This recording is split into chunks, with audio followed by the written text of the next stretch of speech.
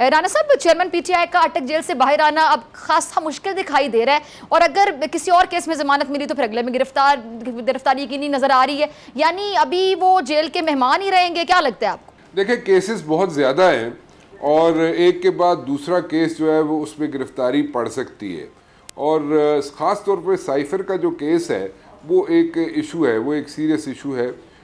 अगर साइफर के केस में कुछ रिलीफ मिल जाता है तो फिर तो कोई चांसेस 50-50 बनते हैं कि शायद वो उनकी कोई रिहाई हो जाए। लेकिन अगर साइफर के केस में ब्रेक थ्रू नहीं होता और आइस ब्रेक नहीं होती तो then it's going to be a situation, और फिर उनको वहाँ पे काफ़ी अरसे तक रहना पड़ सकता है। अब मसला ये है कि यहाँ पे उनकी जो लीगल टीम है वो कभी कभी ऐसा लगता है जैसे उनका जो है ना वो शटर हुई है, वो उनको एज सच कोई या तो गाइडलाइंस नहीं मिल रही प्रॉपरली, या अगर उनके पास गाइडलाइंस हैं तो प्रॉपरली एक्सरसाइज नहीं कर पा रहे। तो this is the gut feeling. I hope के वो ठीक तरीके से काम कर रहे होंगे। मुझे I am not a law expert over here, but then again जो इम्प्रेशन आ रहा है वो ये आ रहा है कि शायद कम्युनिकेशन का गैप है।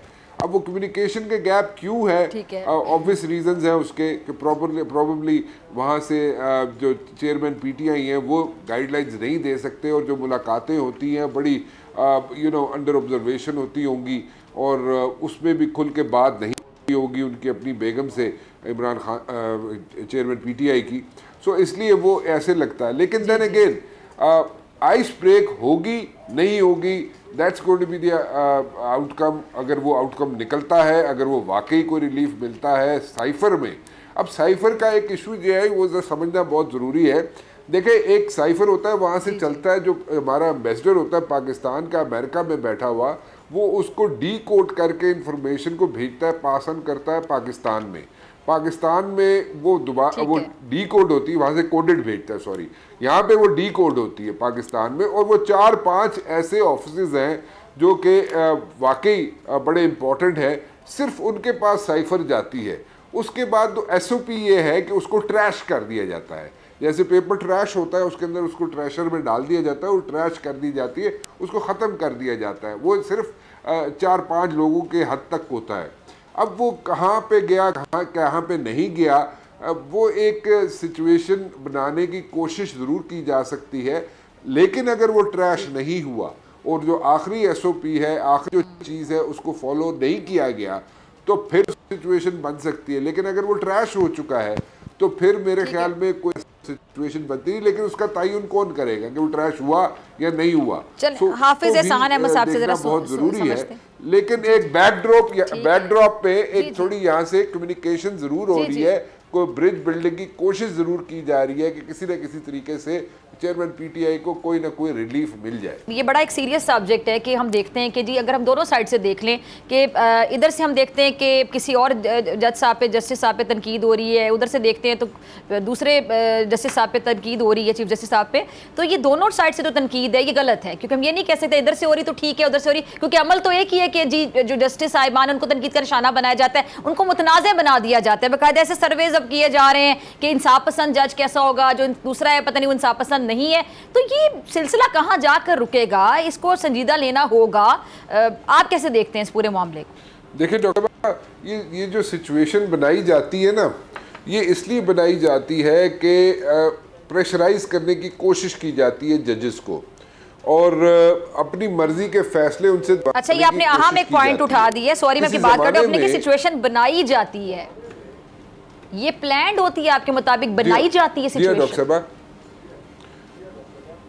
जी, डॉक्टर साहब देखे ना, हर जो पार्टी है, जो दो पार्टीज हैं, दोनों पार्टीज जो हैं वो कोई ना कोई कोशिश करती है कि जनाब उस जो भी जज हैं या पैनल है या बेंच है उसको प्रेशराइज करके रखा जाए। प्रेशराइज करके रखेंगे तो शायद उनकी मतलब का या उनकी मर्जी का फैसला आ जाए। उसकी वजह ये है कि किसी दौर में होता ये था कि जो जजेस होते थे वो ना तो टीवी देखते थे ना अखबार पढ़ते थे, और फैसला देने से पहले वो कोई कम्युनिकेशन किसी से नहीं करते थे, वो सिर्फ और सिर्फ अपना माइंड अप्लाई किया करते थे। वो दौर तो ख़त्म हो गया। अब तो यहाँ पे चल रहे होते हैं, जो वर्ड्स बोल रहे होते हैं अंदर जजेस या जो कमेंट्स दे रहे होते हैं उनके लाइव टिकर्स भी यहाँ पे चल रहे होते हैं, खबरें भी चल रही होती है। So times have changed now. So pressurise करने वाला जो टैक्टिक है ना वो दैट इज ऑन, और वो दिन ब दिन बढ़ता जाएगा, विच इज़ वेरी अनफॉर्चुनेट।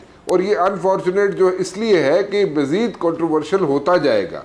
सो ये इस कंट्रोवर्सी निकलने के लिए बेहतर तो ये होगा कि ये जो मीडिया के अंदर जो लाइव कवरेज चल रही होती है उसको ज़रा एब्सटेन किया जाए। लेकिन आजकल के दौर के मीडिया में, आजकल के दौर में वो मुमकिन नहीं है, इट्स नॉट पॉसिबल।